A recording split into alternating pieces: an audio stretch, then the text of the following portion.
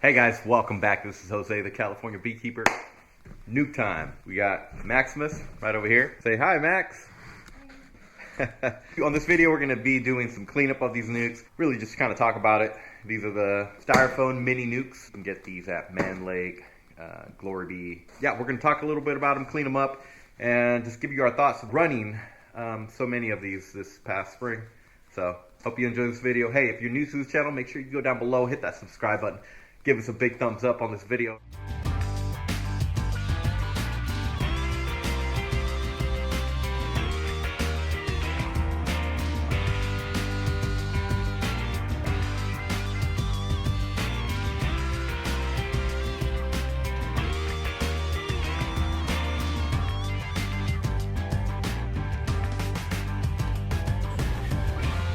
Stop. Cut.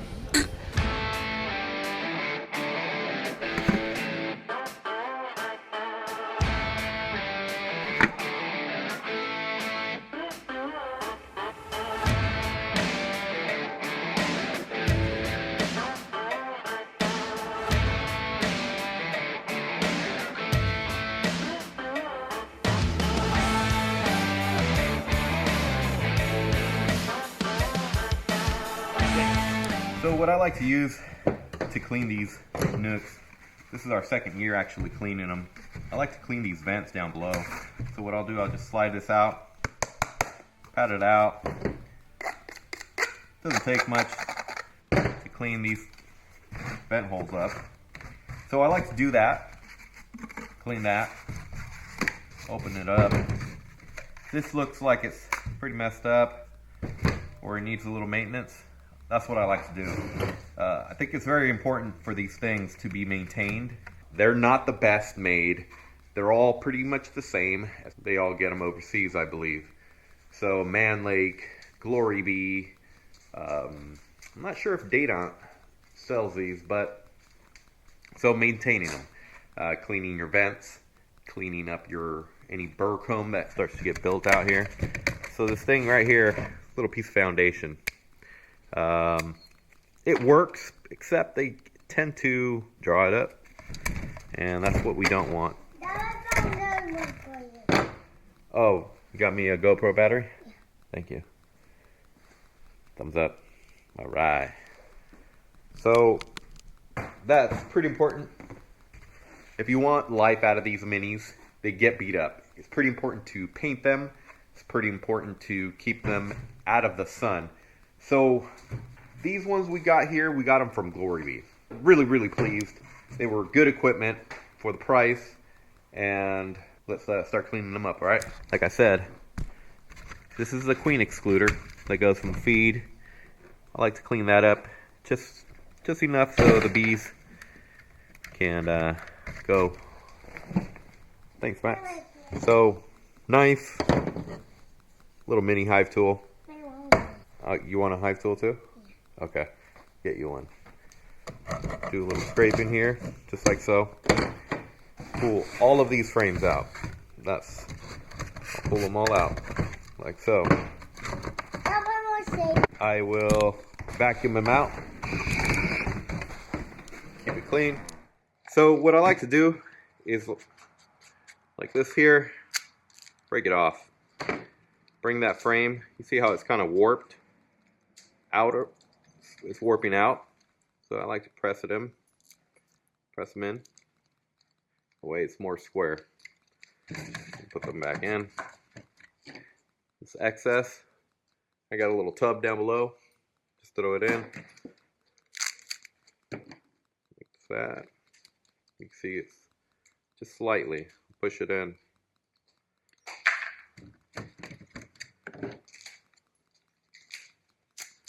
And any imperfections, any burr comb, thing you don't like, now's the time to fix it. Once it's out there in the nuke yard, it's just a pain in the butt having to deal with the brood, honey stores, close them up. I make sure this rim is cleaned very well. Pass my hive tool right over that. these lids. Scrape them, especially in these corners here. Scrape it. You see this stuff here? I like to scrape it. Close it up. That way it sits nice and flush all the way around. Running these mini nucs, we learned a lot. We learned that it's very important to have a good schedule with these mini nucs, or else you'll lose them from absconding, overpopulation. So it's very, very important, key to maintain that schedule. If you ever get that feeling where you're going to miss your schedule, go out there and catch. That's number one thing.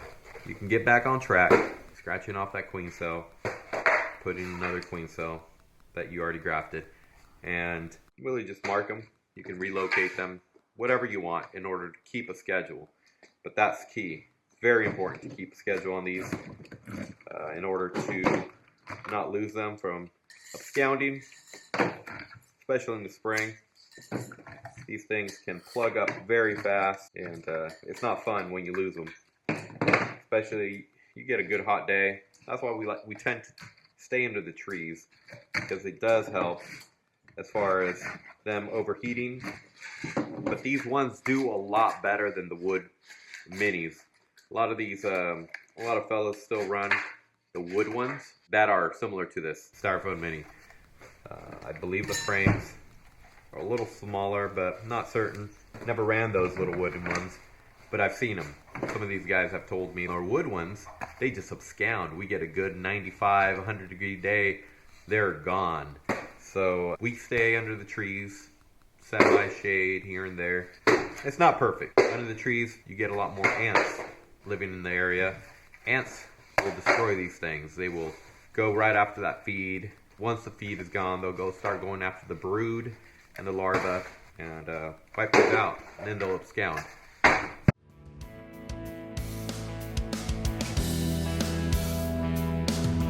Like I said, they warp out a little. Put them back in. And this is the best time, really, to put these ones that are foundation right next to the feeder. That way they get drawn out first thing. Where's my lid? Max, have you seen my lid? No. Yeah, you got one there. Can I have a lid? Thank you, sir. We gotta scrape these lids.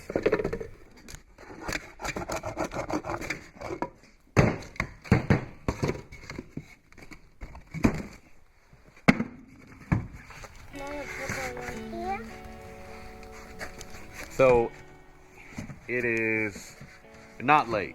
It's just dark. It's around 5:30, I believe. So if people are wondering why I have my little guy out here working in the dark, well, it's 5:30 and he just wants to be out here. So that's what we do, right, Maximus? Yeah. Yeah, that's what we do. We are beekeepers. We are beekeepers? Yeah. We keep honeybees safe. Oh, we keep them safe? Yeah, from bears. From bears? Yeah. Yes, from bears. From us, no. So they don't eat. So the bears don't eat our honeybees. That's but honeybees be lost. Yes. But bears not take them. Yes. The bears better not get these guys. Bears, our honeybees dead. Yeah, all our honeybees died. So I think Max is talking about in the spring, a few months ago, we had several hundreds of these mini nucs get destroyed by a bear. A bear came onto our mating yard and just totally destroyed so many of these nucs. And we are going to go through these. I believe I have some here in this pile. Oh yeah, I do. I'll show you. I mean, that's wow. Wow. Yeah. More up there. So I believe there's a little zone here that the bear destroyed. Not really destroyed. These ones here were salvageable. and we brought them back. We pieced them together. We do have about 6 bags full of just junk that we got to sort through, see what we can use, see what we can keep, and then just, well, throw the rest away. So better get back to it. Max is working.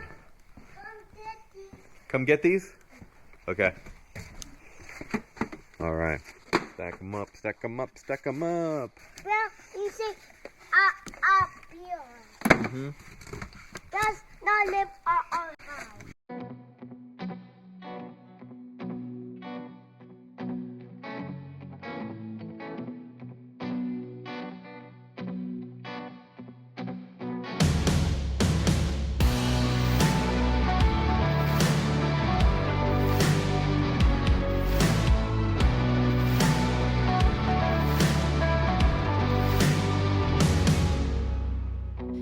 You got something behind your eyes, the way you're talking, it's a cheap disguise. We were made to chase the light, but you got saved on a moonless night. Get free.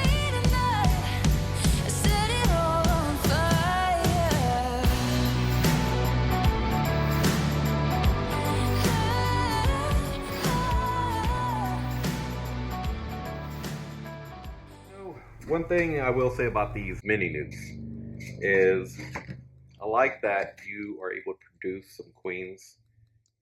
And if you stay on a good schedule, I mean, you've been doing it for a while, you get to understand properly mated queen to something that's not.